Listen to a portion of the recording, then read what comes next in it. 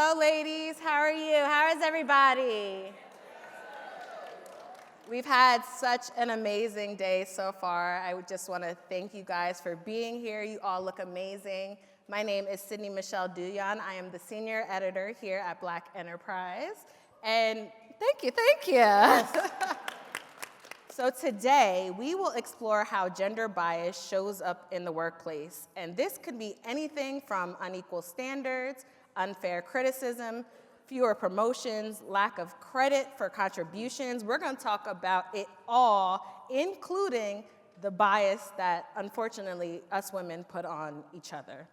So I'm joined by such an amazing panel. We've had prior calls to this, and these women are just outstanding. I would like you guys to introduce yourself and to share why you are a woman of power. Oh, wow. Good question. Yes, way to start it. Olivia Linson, and I am a director at AFLAC. And the reason I am a woman of power is because I've chosen to be one. And I will not let anyone tell me anything different. So I walk in a spirit of excellence every day, and that gives me my power. Absolutely. Hi, everyone. Good afternoon. My name is Celeste Warren, and I lead the Global Diversity and Inclusion Center of Excellence at Merck. And I believe that I'm a woman of power because I do not hesitate, when needed, to elevate my voice and make sure that I am elevating my voice, because not just for myself, but for the thousands and thousands and thousands of people who just haven't found the strength themselves to elevate their own voice. Love that. I know. Yes. A round of applause. A round of applause. Lovely, lovely lady. I'm Heather Younger. I own a firm called Employee Fanatix. And I'm a woman of power because I know what I stand for, and I choose to embody it every day. And when I choose to embody it, I allow others to also do that same thing for themselves, to define who they are and then embody it as well. Amen. Let's give a round of applause for these ladies. So amazing. So ladies, I would like to begin discussing gender bias. Gender bias. But it's such an important topic, and I can imagine all you ladies have dealt with it in some form. It could be as complex and related to anything from the bias of women with children or without children, how they shouldn't or should take on certain roles and certain jobs, the fun topic of the pay gap and the pay just inequities that we have to face. And also, it could relate to, just us as women being counted out simply because we're women. I would like each of you to share an experience where you've dealt with gender bias and how did you overcome it. We'll start with you. You want to start with me? Yes, ma'am. I will say for me, the first time that I recognized it, it was from a woman of color. And I started a new position, and I knew immediately that I was not being paid what I was worth, but I did not know how to advocate for more pay. But I realized that she had the authority to make a difference, and she chose not to. Now, she understood what my background was, she understood what my experiences was, but she did not take the time to say, Olivia, let me have a conversation with you, and let me help you understand how you should maneuver when you sit at the table and you say, I want to negotiate my salary, because I know that I deserve more than what I'm getting. And I see others who didn't look like me or who were males who were making more than I was. So the way that I got over it is the next opportunity that I got, I armed myself with information. So make sure if that happens to you, that you know and understand what the role is, you understand what you bring to the table, because they've already said yes to you. So they've said, yes, you're the right person for the position, and you know you're the right person for the position. So you go in saying, I know I'm doing these things, I agree with you, yes, I'm the right person. But I also know, based on the research that I've done, this is what the salary range is, and here is where I want to be. Can we move forward? They have one choice. They can say yes, or they can say no. Right. but at least you go to the table and you ask the question. So don't ever take less than what you're worth. That's it. Amen. That is it. Yes. Celeste, I would like to ask you next, when we spoke on our pre-call, you said that your organization has a global network, and you said that this topic comes up so much, not just domestically, but globally. Talk to me about that, because as you said, it's not just women in the United States that are dealing with it, it's worldwide. Talk to me about that. Absolutely. So we have a women's network. A lot of companies have employee resource groups. Our women's network is by far our largest employee resource group. It's we're about 75,000 employees, and the women's network is about 15,000 women and allies.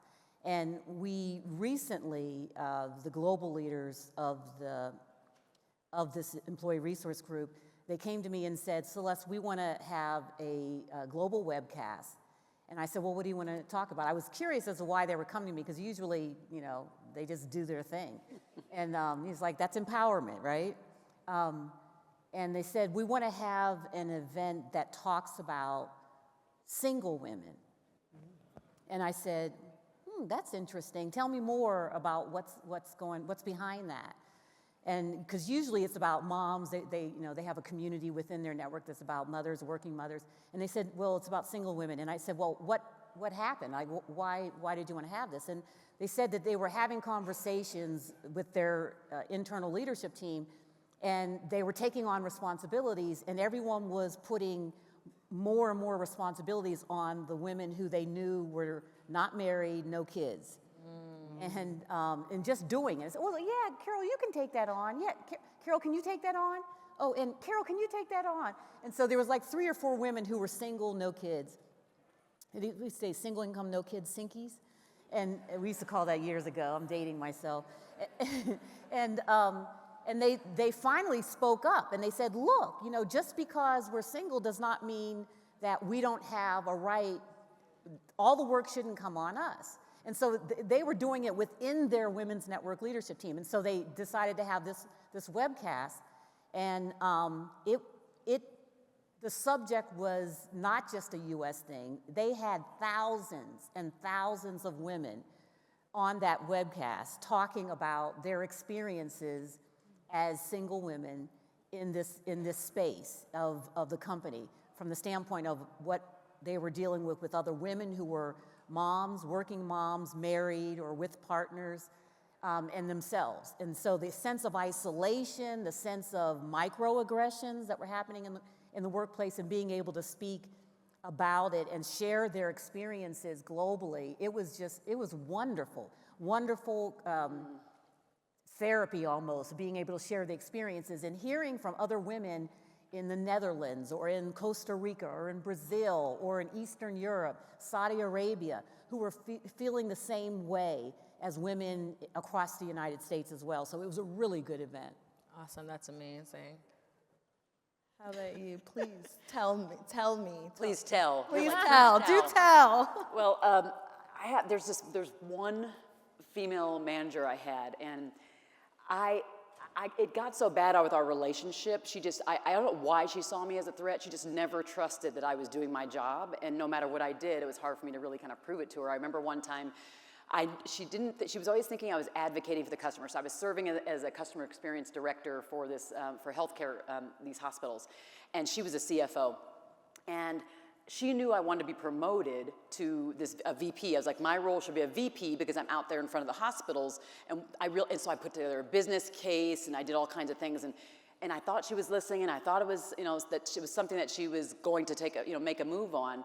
And then she didn't do that, she and the CEO they never heard me. And so at some point I did a couple things to kind of work through this so that she could actually at least start to trust me and understand that what I was saying to her in other contexts as it relates to maybe what the hospitals wanted or what I was doing, is I brought her along with me on a client visit. She had never been on a hospital visit. And I'd go and I'd ask the client what the issues were, and I would tell them what we were doing. And again, I'd come back with requests, and she was just like, did they say that, or is that you saying that?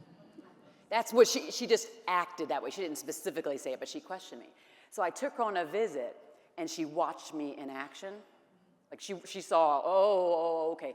So when we came back, she said, I was extremely impressed. Like I didn't know like that's how you did or that's how you rolled when you're with these clients, and I didn't know. But having done that and having it still see, she saw it. I built up a little trust, she saw it, but in the end she still did not advocate for me to get that promotion. And do you know, I ended up leaving there, so my way to get around it is at some point I left.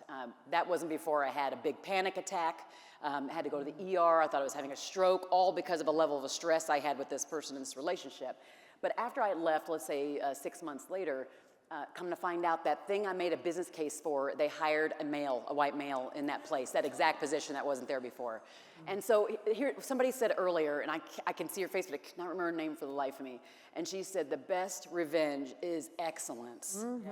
Yes. Let's give a round of applause for that, because the best revenge is excellence. You kind of brought me to my next question, and it's actually something I've personally went through. How do we deal with the queen bee syndrome? Ooh, right? This topic is very personal for me, but just I can imagine for our audience because of the implications and the things society puts on us, sometimes we feel like we have to be the queen bee. We could be the only Black woman in the room. It just has to be us, instead of opening doors and giving opportunities to those who look like us around us. I personally went through it. I came into a certain professional situation as humble as I can. I'm like, I'm just here to learn. I just want to be taught. But however, I have the degree, I have the resume, I have the experience. So, I'm young, but I still do my thing. Like I come in, I still do my thing. However, no matter how humble, how just interested to learn I came to this woman, she just always had to sun me, as they say, always had to be the queen bee. And speaking of, I had numerous panic attacks just because I couldn't figure out how to get on her good side. No matter what I did, it just was just constant negativity. Tell me about how you've overcome the queen bee syndrome. If you haven't, how do you view it when you see other women in powerful positions act like that towards Black women who are under them? Tell me, how do we get over that? Because let me tell you, I almost quit, okay? I was like, I'm tired. No matter what I do, she's just never going to like me. And it's not because I'm inexperienced. It just has to do with something personal with her. But aside from that, how do you overcome it to continue within that space? Because we don't always have especially as Black women, we don't always have the option to quit.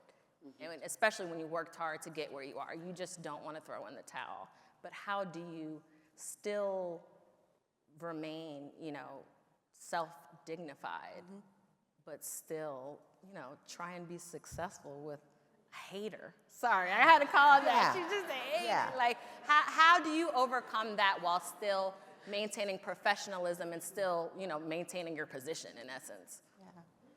Let's talk about it. Let's talk about it, please. So, I have been privileged to have worked for 3 queen bees in my career. Wow. Yeah, I'm starting to wonder if it's me. It's not you, it's not you. But I say privileged because those experiences have really made me who I am today. So I am not going to say anything too negative about it because it's really shaped me. But how it showed up for me is I worked for a young lady, and we had and she knew she was the queen bee. She was, like you said, the only one in the room, and she wanted to be the only one in the room.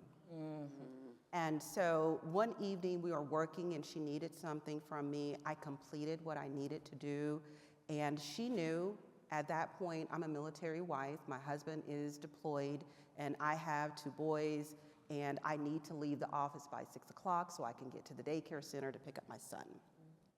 I finished everything, and I'm sitting there, and I'm like, okay, I'm ready to go. She said, no, I need you to stay.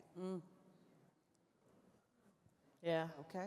So she wanted me to sit in her office while she finished typing up her response and sending it. That moment told me she didn't care about me, and she was not going to do anything to advocate for me. She just wanted to basically use me to make sure that I could help make her look good. Absolutely. Because I did, because I was just that good. And I knew it.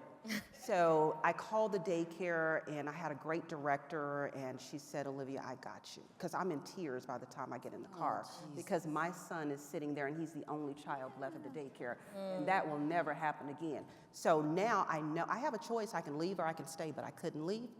So what I said to myself is, you know what? She showed me her hand, and I believe who she is. So, because she showed me, don't disbelieve them when they show you. Show you the first time, too. One time. So from then on, I said, you know what? I am going to focus on me, because I spent a lot of time trying to prove myself to her, trying to make sure I pleased her. I was always the one who stayed late, worked hard, did all the right things, but that didn't yield the results that I needed it to. So I said I was still going to operate in a spirit of excellence, because that's my core. But what I started to do is become my own champion. So I started to make sure that, because she wasn't sharing who was doing the work, she took the work and she presented it. That's her own. And there's nothing wrong with leaders presenting information, but she never took any of her leaders to the meeting to say, you can go present this. You put this together, so let me bring you to the table. So when that didn't happen, then I knew I needed to do something different, but it took time. So I wanted to make sure I had, last conversation we talked about making sure you're dealing in facts. So I created my own reports. I started to share my reports with my new network, making sure that others saw me when she wouldn't share my light. So I took that control back for myself, and then I decided that I would either change the person or change the person. And I knew I couldn't change her, but I could change me. So I took my power back and I changed me, and I ultimately had to leave her.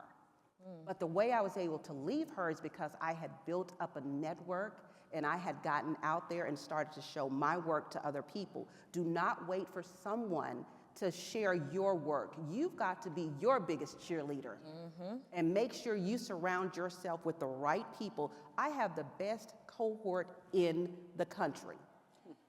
They are the best, and I wouldn't give anything for them. And I've had some great examples in my life. I've had a Teresa White. I've had an Audrey Tillman. I've had a Brenda Mullins. I've had a Cheryl Henderson, who was my coach. And I have a Janae Lawson. I have a Douyon Moore. And that is what you have to make sure you get around you. And that helps you while you're going through.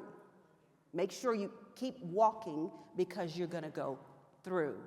And guess what? She's no longer there. I know that's right. Period. Okay. Okay. It's called karma. It's called karma. We're going to call it. Celeste. So, Sorry. yeah, so what do? I take these earrings out? Yes, Pull the hair back. Give me some Vaseline? Yes. okay. So there's a long time ago, someone taught me. They said, look, here's the steps. And I've learned this and done this because I've experienced a lot of queen bees as well. And so the first thing is maintain the professionalism, right? So it's basically, don't let them push your buttons. Don't react to what they're doing to you. Try as best as you can. With your kids, it's a different story, but maintain that professionalism. Second thing, if it's in a situation where, let's say there's other people around, it's a meeting, you can sort of think about, do I respond now, or do I wait and catch them privately? Meeting in the ladies' room. How do I approach this, right? How do I approach this? And so sometimes you can say something in the meeting, in that situation, that still leaves the whole room with dignity and respect, because the men are watching you. And you're basically contributing to the sexist stereotypes that they have about women anyway. Yes. Y'all are always catfighting and this and that, blah, blah, blah, blah. So I never wanted to play into that. So I would just basically kind of, why don't we take it offline and talk about this, later, and then I might have some suggestions or something. And so then always have that conversation offline, behind closed doors. And basically, sometimes they have a trigger, something happened to them earlier in their career where they had to fight and claw and scratch fighting men. And usually, this happened a lot when I was earlier in my career. It's like I would try to understand, like, what's going on? Did I do something to offend you? Is there something? Please tell me what I did, and I'll try not to do it again if I think it's worth not doing again. But have that conversation. I would always try to have that one-on-one conversation. Now, if that doesn't work and they continue with the behavior, then I would, just like you said, you build your personal board members. You build that cohort, people who you develop those relationships. They know your work, they know your credibility, they know your character, and they know your behavior, they know who you are, the essence of who you are. And so when that person is going around behind your back saying different things, you have people that will advocate for you, and you don't even know what she's saying, but they will advocate for you. Because a lot of times they're making these statements around people that matter, right? And not necessarily in the talent reviews, the succession plan meetings, or when they're assigning projects to different people, but they'll do it in the cafeteria. They'll do it near the water cooler, in those moments where, oh yeah, girl, seriously, do you really think she's the right person for that project? It's just that type of tone. And then having your advocates there to speak for you, right? To say, I know Celeste, and she worked on a project for me last year, and it was done well, done early, and at the highest caliber.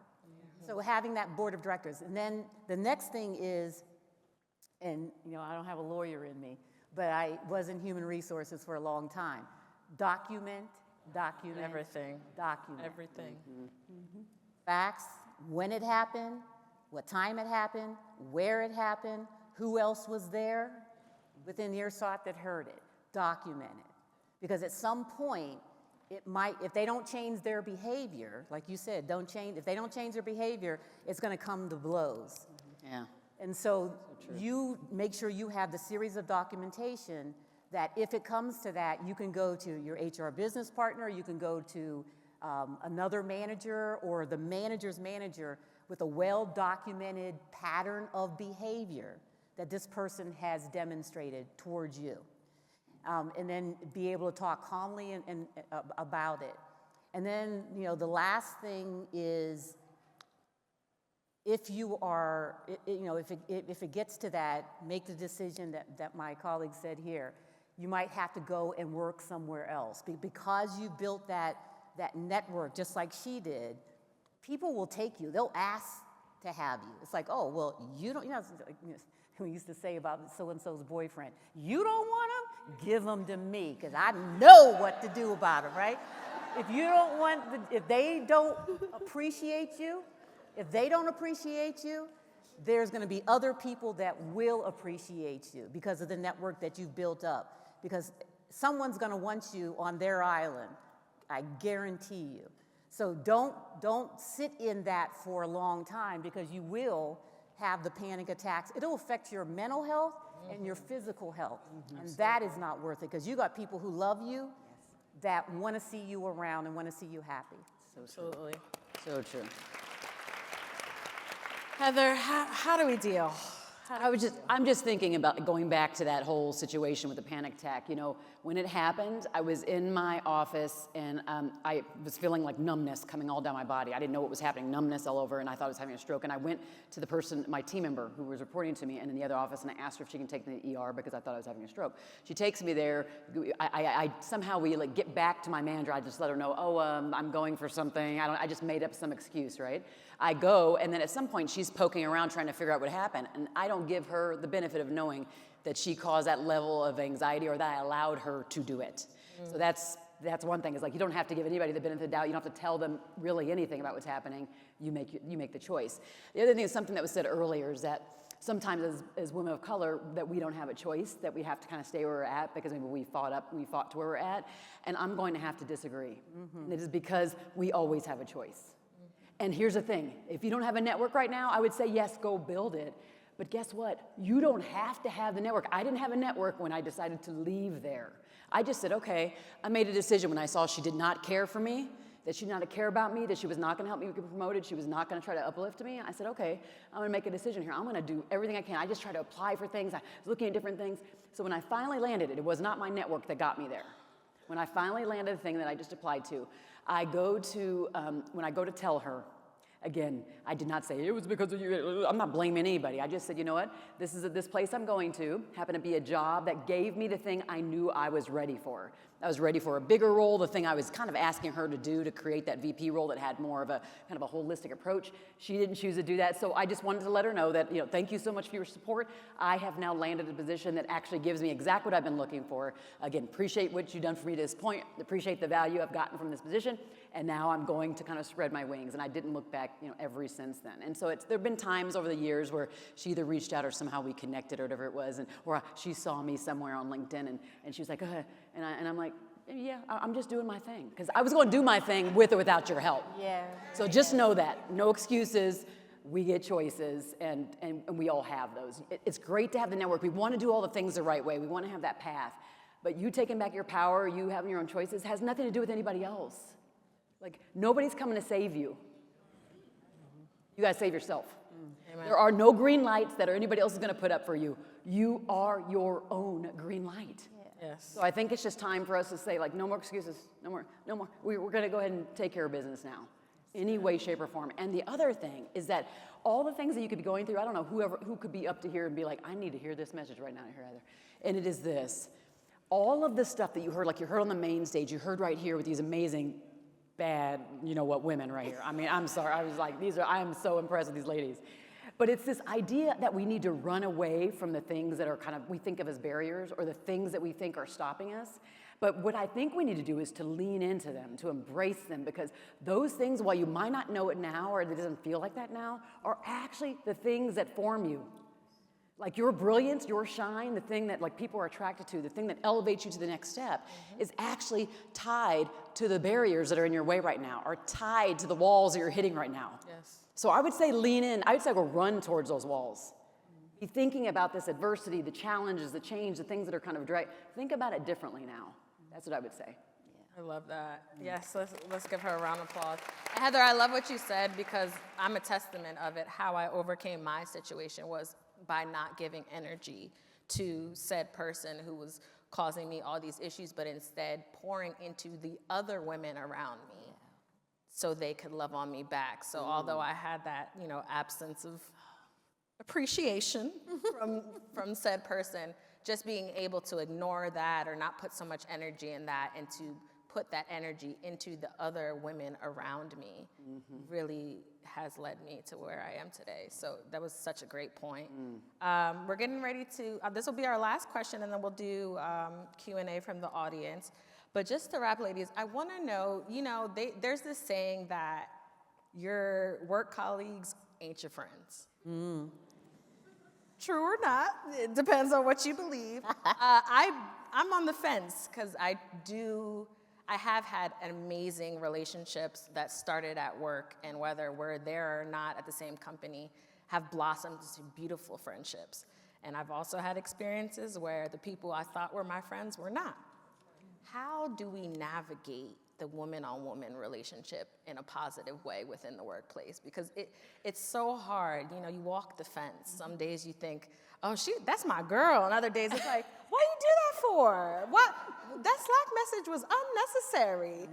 How do we navigate those relationships? Because it often goes back and forth, and it could get tricky. How do we navigate that? For me, I have had some wonderful relationships at work. I've developed friendships that have turned into what I call my family. So I really haven't had a lot of those experiences, and partly because I probably don't subscribe or give any energy to it. Okay. So I try to make sure that I'm putting up some barriers around me, because my son tells me, Mom, protect your peace. So if you are not bringing me peace, then don't come inside here. Amen. Stay out. So I'm very intentional about who I allow in my space. Okay. Now, there are times when I have to deal with people who may not care for me, but I care for them. but they may not care for me. But I know that when we are working together, we are colleagues, we have to get things done. It is about business. So as long as we can maintain that business relationship, then we're gonna be good. Now, if you cross over that, then we've got a problem, and we'll make sure that we'll address it and we'll do it the right way. But other than that, no, I don't give space to it. Okay, so not giving space to I've that decided no, not in this lifetime anymore. Not anymore. Listen. Too old for that. I got a granddaughter.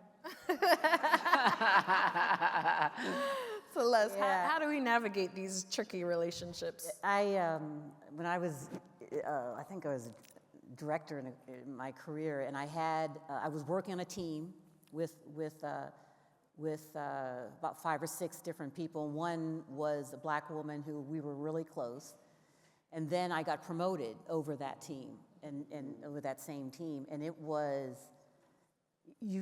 we were very, very close, and this was younger in my career, and I thought, she's got my back, this is gonna be great, because I got this team that I know very well, and when I got promoted, things just changed, and I was shell-shocked. I mean, it really just hit me from the standpoint of, I can't believe that this is happening, and it's a lesson learned for me. She was doing things to sabotage me behind my back with the leader of the group, and I just basically had the same thing. We had to sit down and have a talk, and I wanted to understand, what's going on. Why do you feel this way? I found out from my manager, just told me, told me about what was happening, was very transparent with me. And I just sat down with her and I had a conversation, and I just said, I don't understand, like, what happened? And trying to understand her triggers, like what had happened, what was wrong. And she wanted the position as well, thought that she was gonna get it, and that's what was all happening behind the scenes. I didn't know that. I didn't know she wanted the position. I didn't fight for the position. He just, he just basically said, I'm gonna give this position to you, I think you're the best person for the job. That's great. But we had to have the conversation, and it was exactly the same thing. At that point, it was the same thing that you said. It was basically, okay, I understand now. Now we are in a relation that is employee and manager. We've bypassed the friendship zone. That's gone.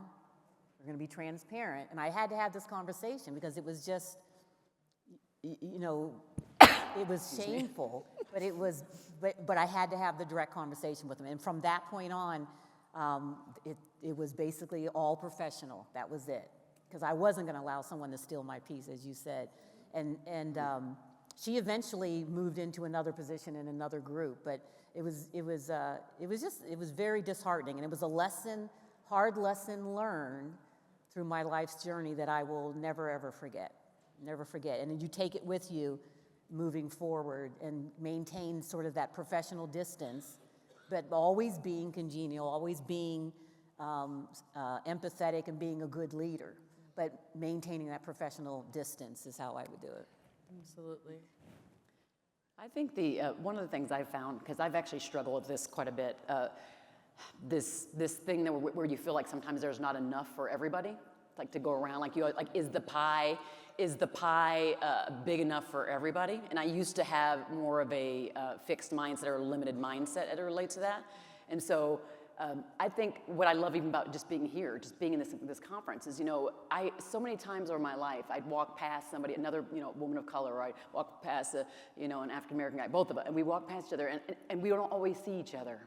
Sometimes we purposely look away. Mm-hmm. And I think part of it has to do with this idea of the pie, and us thinking like our light can't shine when someone else's light is shining, and that we can't coexist and be in that space and be together. And being here, even just for less than 24 hours, you can see that's not, when we let ourselves, we take that kind of hard shell off, we take that hard exterior off that says it's not enough for all of us, and we say, open up. So for me, what I've done over the years is I've played a lot of games with myself in my head, which is saying, I'm gonna be happy for the person in front of me. I'm gonna want their life to open up and for them to receive all of the gifts that they need. And when they do receive the gifts, I'm going to be happy for them. Even if I'm not, I'm gonna make myself, it sounds funny, and by the time I do that over and over again, now in the workplace or whatever it is, I can have a better relationship because every time I see someone's sun rising, I can feel so much satisfaction and just gratitude for them. And then it just comes back to me anyway. And so I think that's something that if we all can kind of open ourselves up to just see that there's a big, big pie and that we can kind of coexist and have that space of abundance together, I think our relationships will just flourish more, just even between one another. And so that's what I do, playing those mind games a little bit, that all of a sudden it starts to be this thing that's true. And I actually am happy for the sister sitting across from me who just got the thing that maybe I thought was for me, but it doesn't matter because it was her time or his time, and my time will come. And even if she or he don't support me in that regard, it doesn't matter. That's not my business. My business is how I show up for other people, right? So that's what I would say. You're right in that same vein. I think I used to get, when I was going up my career and I'd see this person getting a raise or this person getting a promotion. And one day, I'm a woman of faith. One day I was jogging and around the track, and someone had there was an announcement that day at work that someone had just got a promotion. A woman who I work with, we came up together, came in at the same time, and all of a sudden it just hit me, and I said, I heard someone singing, "What God has for you, it is for you." Mm-hmm. And I was like, okay, I got it. Yes. And that was it. Yes. From that day on, I was like, I will never be jealous. I will celebrate. Yes. I will celebrate the success of my sisters. And from that point on, it was wonderful, wonderful thing. Because the joy that I saw in them was just wonderful. Absolutely wonderful. And I could share in it. So I love that. And not only, yes, round of applause, ladies.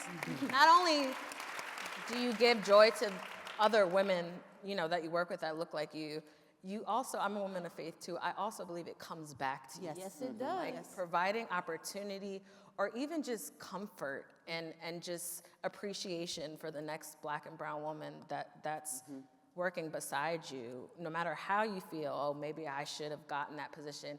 I just feel like when you're happy for people, it truly comes back. And that's just a personal experience I've had. But as you ladies said, I think it's tenfold. Yes. Yes. All right, let's give them a round of applause. Such an amazing panel. We have 2 microphones, so anyone who has questions, please line up. We don't bite, I promise. They're not going to bite either, right? No, y'all not going to bite us either, okay? All right, we're going to start with the young lady over here.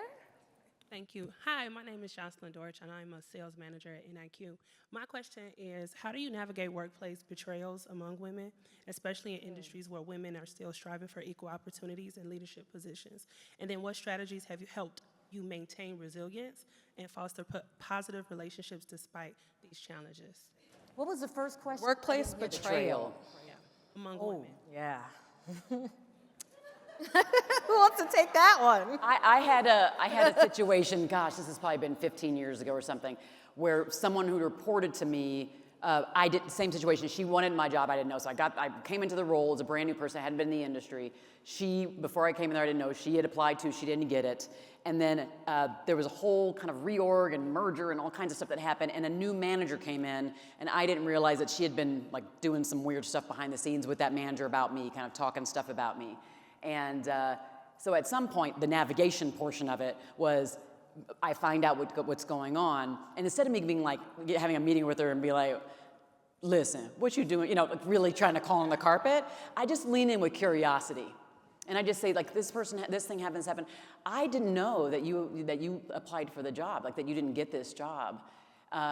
And I know you've been here a while. What was it that you liked about the idea of having this job? And I just kind of got further and further into it to try to say what was the thing she was looking forward to. And then now I'm her manager, so I can say, are there projects that I can do that can elevate her stature? Or like, what can I do to help her get closer to what she wanted? Obviously, I have the job, so she's not getting that until I leave, right? If she can. But is there some way that's an in-between way where she sees I'm trying to work with her? So that's what I did. But that is my style. My style is to lean in with questions, to be there with curiosity, to say, I want to meet you closer. It doesn't always work because not everybody trusts that way of being. I've had that too, where people want to just say, nope, we don't trust that you're being authentic, that's not you. And I'm like, no, I really, truly want you to have your happiness. But people don't trust it. This is what I was saying earlier. If we all had that bigger pie philosophy and we were all happy for others, it'd be easier to get through it. So that's what I did. What was the second part of your question? And like, what strategies you have to like be resilient, and then also, how do you overcome it? Like, how do you kind of like, let it go Move and like past it. foster, continue to just kind of have an optimistic. So once someone betrays you in the workplace, how do you move past that? I guess in like a professional way. Yeah. I fired him. Ooh! I had someone who I brought on and brought him into the organization, and his brother, and advocated for him. He was doing a really good job and everything, and found out that he was, and this is a true story, y'all. He was traveling, to different places for different meetings.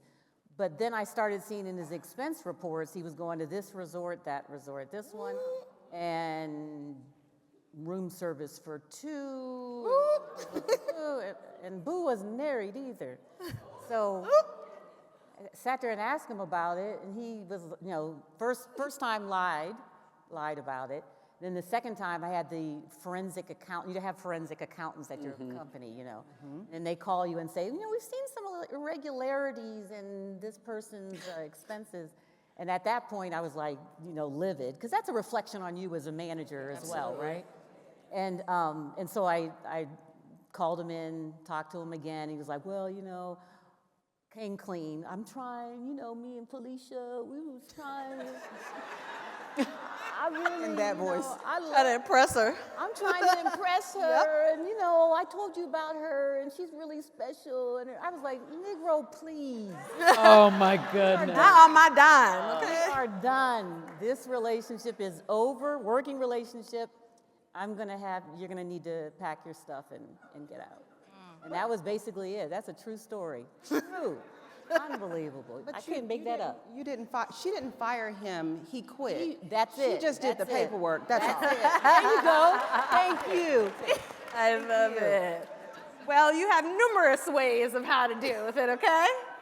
All right, we're gonna take the young lady over here. Hi, good afternoon. Thank you so much. Great conversation. My name is Vera Verdry with TE Connectivity, and I think in that same vein, you talked about the choices you made and you took back that power, but how can we really, truly hold our female colleagues accountable for the perpetual biases that we're seeing without burning any bridges and burning some of the relationships that we've made?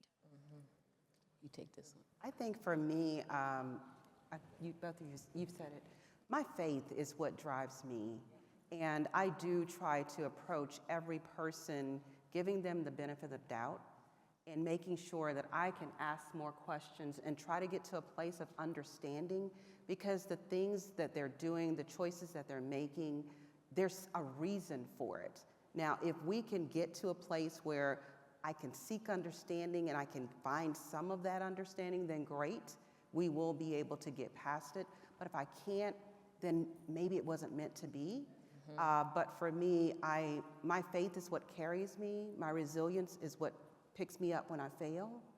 So I will keep trying to make sure that everything that I do tells my people that you are responsible. You got to remind people, I'm watching you. Like my people, they report to me, but I report to them. So I have just as much that I have to give to them as they give to me.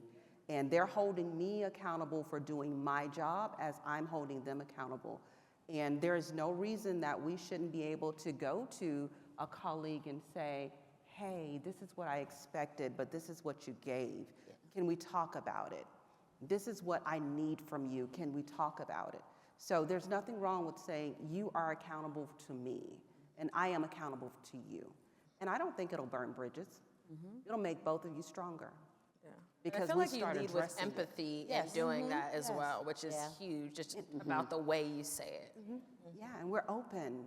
And that's the thing that we need to do, and I think it started here. I'm so thankful for BE, is we are creating dialogue. Absolutely. We are creating these spaces so each one of you can go back and you can do these same things so that we can break down those barriers. Absolutely. I had just to that, because I think this is this question is one I think is really relevant. I had a situation where I had two team members I had a team lead, and she was overseeing 2 female team members. And the team members, they were on call center, and they were on a call talking stuff about her. And I had asked her as her manager, just like she needed to monitor the customer calls, to look at quality. Well, she ended up overhearing these 2 people talking about her. So she asked me to listen to the call. And because as a team, we had come up with values, and they were a part of that process, how I held them accountable as I brought each of them individually in, let them know that I heard the recording, and that because we all came up with the values together and they were doing things counter to the values, they both were individually being written up by me. Okay. And it's not something, by the way, it was the first time I had done it, and I was in my 40s, my first time I'd ever written anybody up, but it was just uncalled for that this woman had advocated so much for them, gone out of her way for so much for them, that they would act like that on a, like it was like they were just tempting it. And at some point, they ended up leaving. And I was perfectly fine. There was no value alignment. They weren't sticking by that woman who was looking out and stepping up for them. So, yeah. Thank you. I love that. I love that. We're going to shoot over here. Hi, my name is April Weathers. I'm with 110. I think you all have shown an incredible amount of vulnerability in sharing these stories in which you're realizing that the expectations you set weren't necessarily being met. But you're all also further along in your careers, and I feel like that also comes with being on the other side of this situation. So I'm wondering if you have advice to share with this group, especially as we get further in our careers, about recognizing a time, kind of like Robin was saying this morning, where maybe you realized you'd done something that wasn't meeting someone else's expectations, because I know that's happened to me, and I'm curious what you have learned from having to navigate that side of the equation. Oh, gosh, yes. Yeah. We've all done that. Anybody that tells you they haven't is lying. Absolutely. I remember I was working on a project, and I just totally miscalculated a part of the project that I was supposed to be working on. And the best thing you can do, and I mean, I didn't sleep the whole night before. I went to my boss, and I basically sort of said, this is what happened, this is what was supposed to happen, this is what I did wrong, and own up to it. And then say, this is what I learned from it, and this is what I'm going to do to correct it. And if you come with the whole story of this happened, this is what I did, this is why I did it, but not excuses, but just basically saying I learned from it, and then here's what I'm going to do in the next time this particular situation happens, I know how to respond to it. So you have to come clean. You have to be honest, and bring it to your boss yourself. You don't want other people to bring it to him or her. The greatest lessons we've ever learned are from failures. Absolutely. Yes. Fail fast, get up, and get going. Keep going. Thank you. Absolutely. All right, we're going to take, 2 on each side. Hi, my name is Kashay Kovard. I'm a healthcare operations leader, but here representing Pure Lip. We partner with Toyota to put all of the amazing lip care products in your swag bag. So Love that. Thank you. Thank you. for the question, I've been told I've been able to build the skill of influence through building relationships. And Sidnee, you mentioned this a little bit about building trust and thinking, someone was your girl. And I really think that has helped me get work done. At the same time, I've struggled at times with holding people accountable, or have even had friends challenge my work because of the relationship that we've built. So how do you balance accountability, but also managing your superpower, which might be relationships? That's a great question. Me personally, I struggle with that balance every day, because as you ladies said, sometimes the issue that people have with you is your superpower, is your light. So whether that's your relationships or you're just a great people person, sometimes people hold that against you. But these ladies spoke about me personally. I've just walked the line of being able to do my best. Like you said, you fail and you get back up, but not knowing that I am my failures.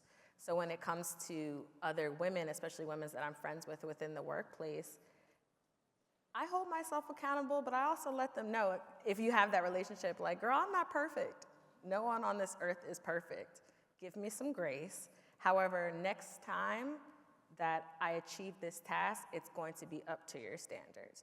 So it's kind of like telling them, girl, back up a little bit, but give me a little time to perfect what I need to perfect. So I think it's just like finding that balance in friendship and holding those people accountable, and using that relationship to be able to be, a little less professional, like, girl, give me a second, give me some time, back up a little bit, but they still know that the next time you're coming with that excellence, you're coming with that professionalism, and you're getting the job done. Ladies, if you could speak on that as well. I think that you hit the nail on the head. I think you hit it on the head. Yeah. Thank you.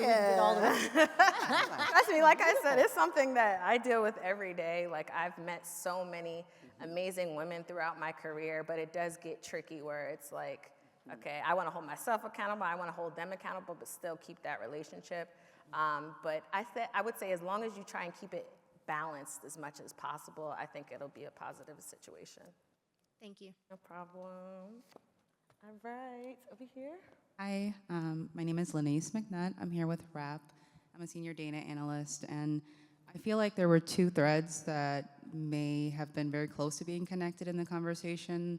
I just wanted to revisit both the concept of a queen bee and this idea that you can have a zero-sum game type mentality when it comes to success as Black women and in general as women, especially when we're in places that maybe we haven't been before.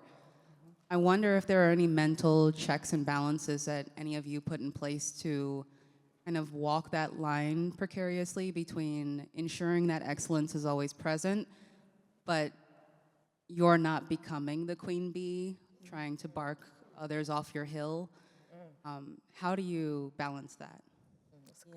Yeah, for me, it's about servant leadership. It's got to be, always thinking about that, remembering how you felt when it happened to you, and making sure that it doesn't happen, that you aren't doing that to someone else. I always remember those situations where I felt less than, where the microaggressions were against me. And you learn from those too. You learn from a good boss, you learn from a bad boss. And I try to take those lessons and incorporate them in being a better person, better boss, and servant leadership is the key. I speak a lot about caring leadership and self-leadership. And one of the things I think we don't do a good job as, just period, all of us, is understanding what it is we value. And once we understand what it is we value, we can then understand, it helps us. It's like an audit to our decision making. It's an audit to how we show up. It's an audit to the things that we accept or the things that we turn down. It's just an audit for everything. So I would say go dig deep and find out and write it out. What are the things that you value most? And then also, the things that you value most, are you congruent with those? So do you embody the thing you say you value most? Because I think once you do that, when you get to that place where you got to do the balance and you have to figure out how you're going to show up, it's just easier to do that when you know what you value. So I would just say take a little bit more time to understand what that is. And don't let someone else define that for you. Take that time for you. Yeah. Thank you. All right. Miss Midlady over here. Hello, my name is Coco. I'm actually one of the speakers for tomorrow, and I feel like I do have to say that to bring in what the question is. So I am actually the owner of Know Your Norm, which is an intimate brand for women. And my question is, how do you navigate a not so conventional space in a corporate space? Because I teach women how to be CEOs in the bedroom. I'm like, ooh. I love it. I made it That'll to be the take your talk for course, tomorrow. okay? Is she gonna be on? So Y'all make sure y'all show up to her Business card, panel please. tomorrow. What was the It's gonna be a lot of fun. when it comes to that space, I'm very confident. You can't tell me nothing. I know that's right. There's about 1,500 babies that's that were born from the classes that we teach. Men actually pay for their women to take some of the actual coaching. Okay. But what I find is there's more bias, not with audience or people who are in my community, but I find a lot of bias with corporate women in the sense of thank you to Black Enterprise for giving me the opportunity to show where sex doesn't have to be raunchy. Yes. Sex can also be something that you embrace and embody in your leadership as well. But how do I navigate that in other corporate spaces? Because as soon as they hear sex, it's like X. Yeah. It ain't happening. I see. I'm going to ask a follow-up question. This is the entrepreneur in me. So when you are you trying to go in and like teach classes or something through the corporate side? I'm just trying to get a little clarity in that.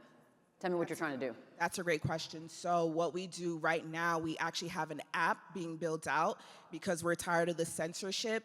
So what we're trying to do is get companies to partner with us for sponsorship to get the message out where this can also live in a corporate space in how to become a CEO in the bedroom and how it reflects in leadership. Because a lot of times, as much as we don't want to admit it, if last night the kids were crying, husband didn't give you what you needed, you're going into your corporate space thinking about those things, but how do you navigate it when you're feeling insecure, when those things didn't happen? How do you not take it on and bring it to your team subconsciously? I see. Yeah. So I mean, I had a couple ideas real fast. I was thinking of the entrepreneur side.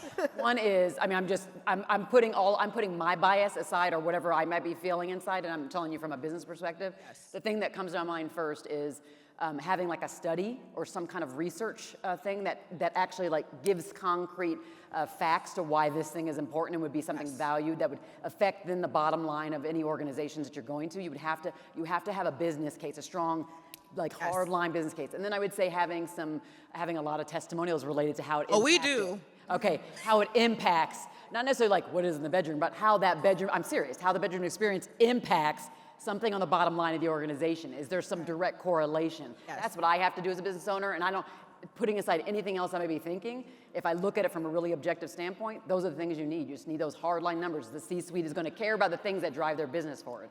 So if you can show them how this is doing this in a concrete way, you increase your chances. Yeah, I would say, I don't think I've ever seen a subject matter like that in corporate America, but I will tell you this, same thing. You take the traits of what you're trying to demonstrate in women and that confidence and take those skills and all of that and say, okay, how is that going to benefit in the boardroom, the conference room, the shop floor, the labs, wherever they work.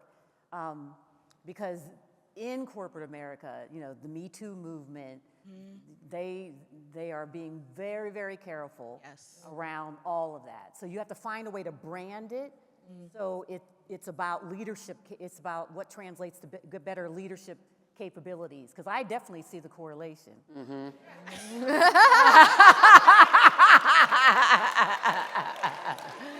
Definitely. Yeah, I was thinking the mental well-being. So as a part of your study, if you have something that you can relate to the mental well-being of people, then absolutely. Amen. Thank you for that question. Y'all make sure y'all show up to her panel tomorrow. I will be there, okay? Thank you. Last question. Hi, Safia Parker, Norman, not sure I'm going to follow that, but my question is just to kind of piggyback what you said earlier about the pie and how it being like a small pie and we're cutting slices. I want to be able to go back to my office and create a safe culture for the other women of color to feel like they're safe to come together. Often I find in a male-dominated office that people want to isolate themselves. Maybe they're scared of congregating, even having lunch together. You know, the boys are comfortable having their all-boys lunch, and I'm just wondering, what do you do to kind of create that culture where women of color feel safe congregating and coming together and not feeling like, oh, I don't want to be too close to another person because, you know, we represent a mass whenever we do anything. So how do you combat that? Come to conferences like this. That's, yes, I would say for me, I'm gonna say last 2 or 3 years, I really got comfortable with being around a large group of women of color, or even men, just people of color. Because I think what we do is we get in spaces and then we disperse when someone comes in because we're like, oh, what are they doing? What are they trying to do? They're over there creating something, or they're getting ready to create a coup or something. I don't know what they think. I don't know what they think we do. So they're uncomfortable. But that's not my problem.